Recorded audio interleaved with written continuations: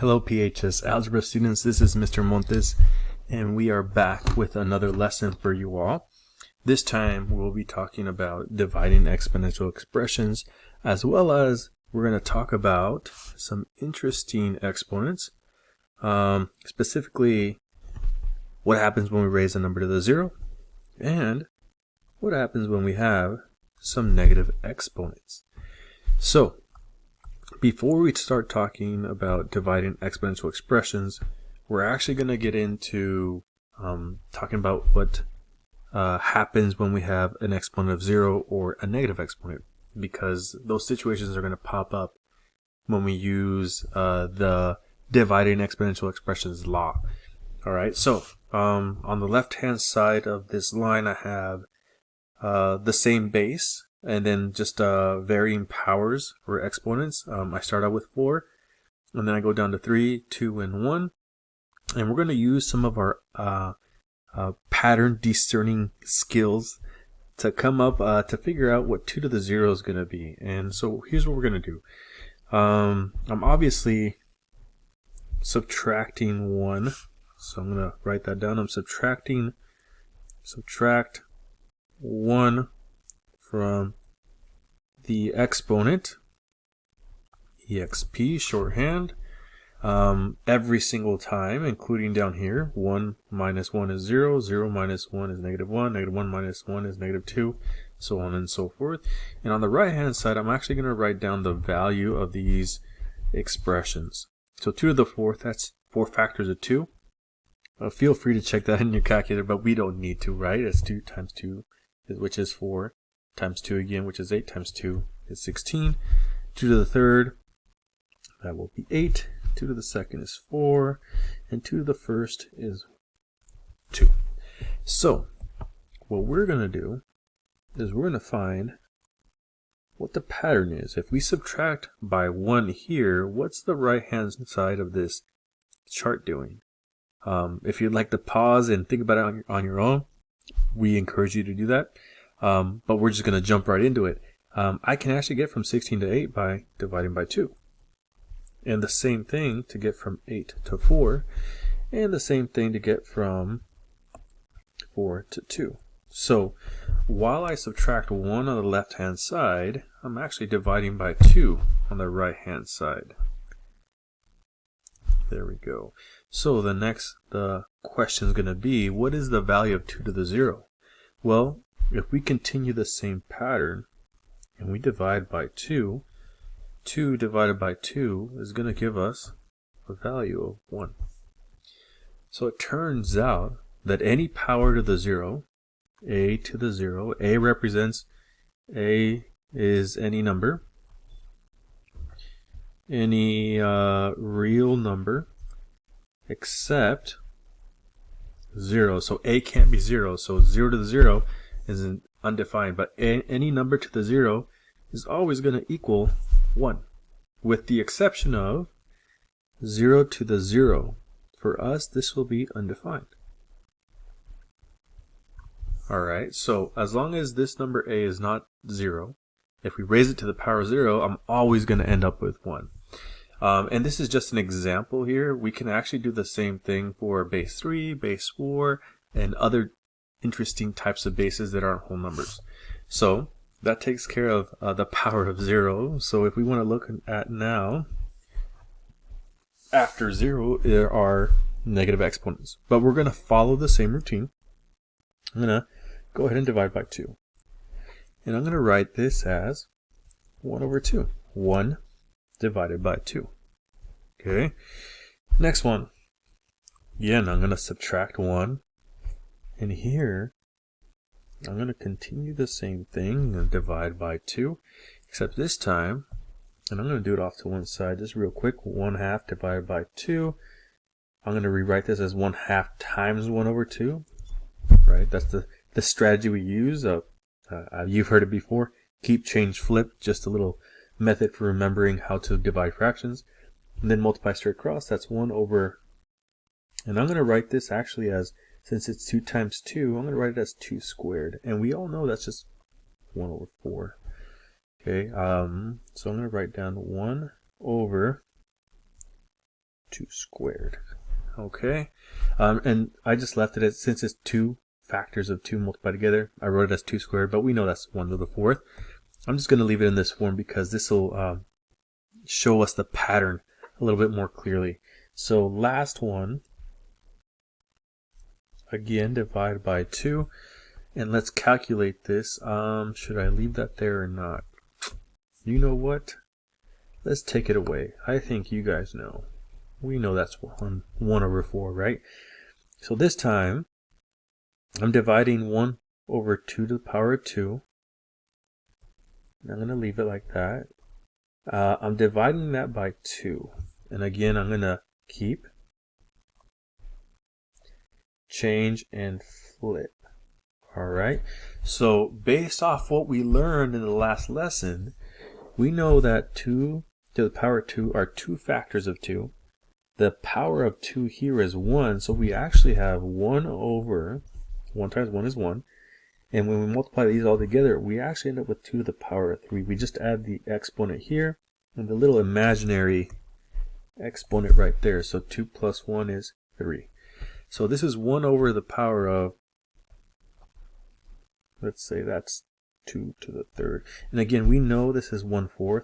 I'll write that right here. And we know this is 1/8. Okay, and I'm going to get rid of this. All right. So the pattern here is that when I look at 2 to the power of 2, for example, 2 to the power of 2, we ended up with 4, because 2 times 2 is 4. But when I looked at, so we're looking at this one, but when I looked at 2 to the power of -2, which I was going to get 1/4, really, it just turned into 1 over 4. These two numbers are reciprocals. Reciprocals. I am so sorry if I misspelled that. All right. So it turns out that if I have a negative exponent, I end up with the reciprocal of whatever I would have gotten if I had a positive exponent. So 2 squared is 4, but if I go 2 to the power of -2, I end up with 1 over 4. And if we look at 2 to the 3rd again, let me erase this. Not 2 to the 3rd again, but just 2 to the 3rd. Let's look at this one and this one this time and compare. If I have 2 to the power of 3 and I compare it to 2 to the power of -3, we know this is 8.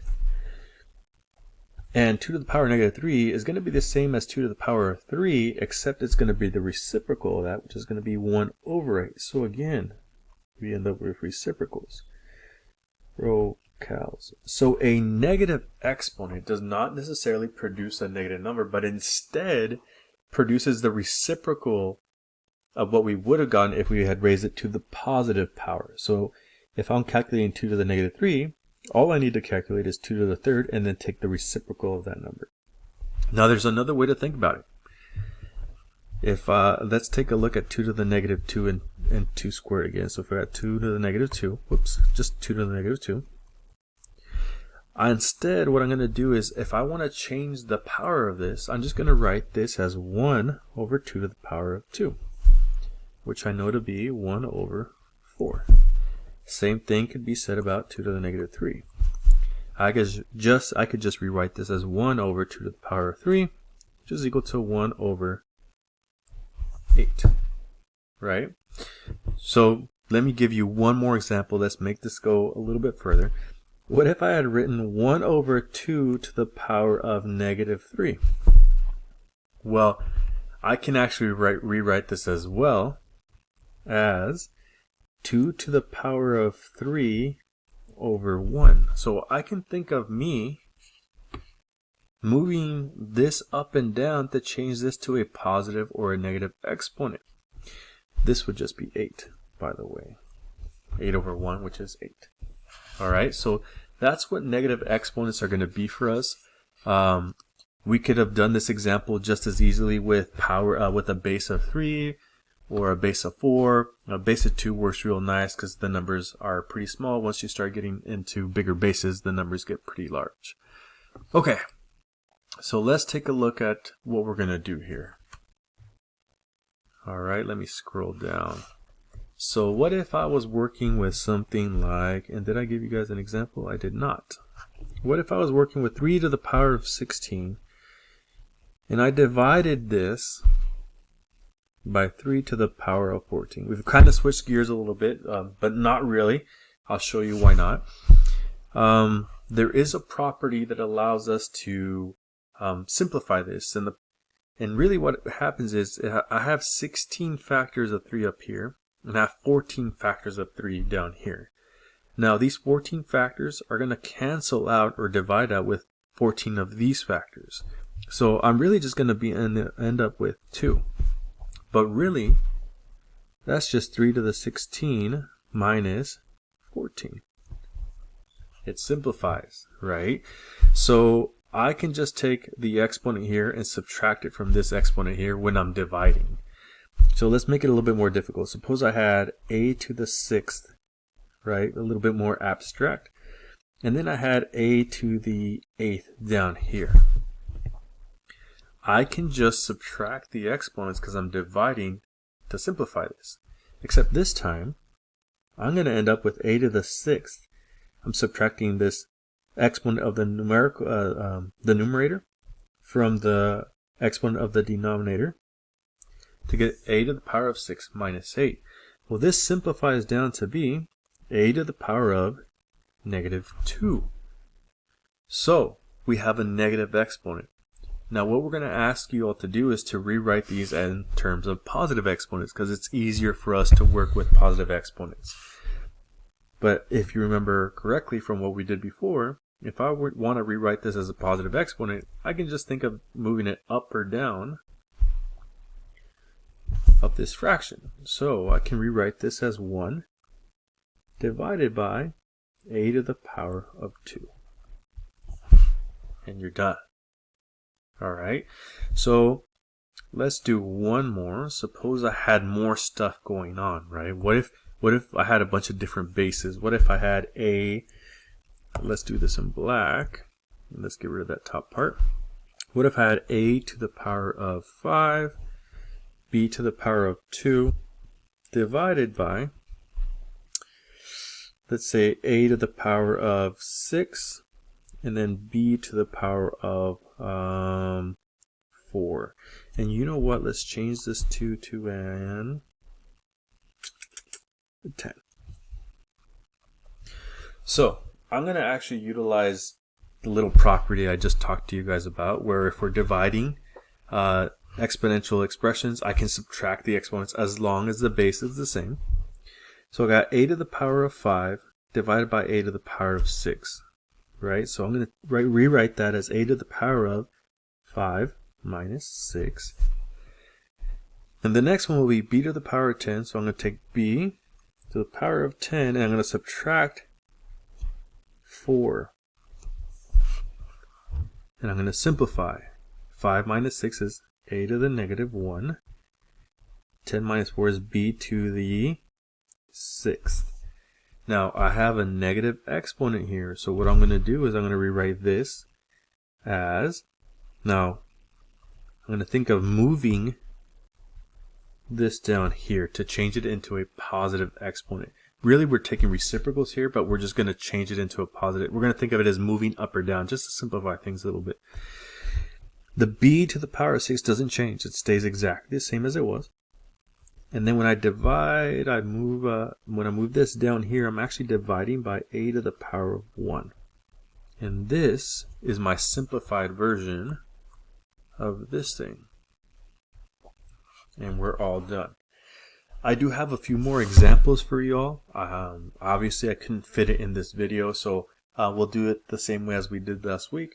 We have an assignment as well. That'll get sent out with the link to this video in the email, and hopefully that gets to you. So anyways, watch out for that second video with some more examples, some more complicated examples, and we'll talk to you soon. Have a good one.